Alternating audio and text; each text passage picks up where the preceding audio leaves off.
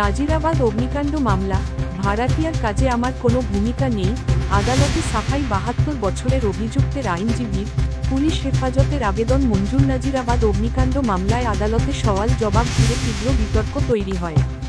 অভিযুক্তের পক্ষে সওয়াল করতে গিয়ে ডিফেন্স লয়ার জানান, তার মক্কেলের বয়স প্রায় ৭২ বছর এবং তিনি একাধিক শারীরিক অসুস্থতায় ভুগছেন। প্রায় ৫০০ থেকে ৬০০ জন মানুষ তার প্রতিষ্ঠানে কাজ করেন। তার স্কুল ও কলেজ রয়েছে বলেও দাবি করা হয়।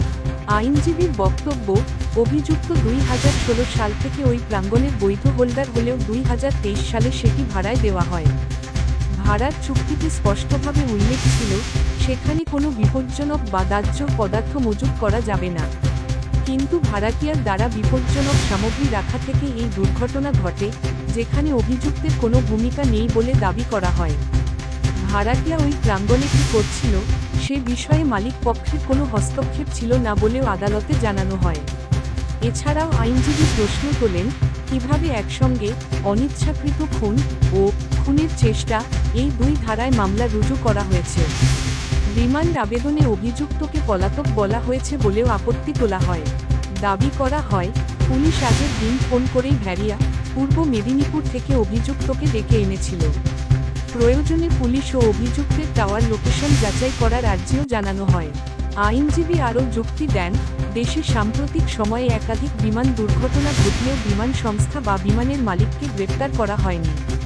সেক্ষেত্রে শুধুমাত্র সম্পত্তি ভাড়া দেওয়ার কারণে কিভাবে মালিক দায়ী হতে পারেন, সেই প্রশ্ন তোলা হয়। যে কোনো শর্তে জামিন দেওয়ার আবেদন জানিয়ে প্রয়োজনে পাসপোর্ট জমা রাখার কথাও বলা হয়।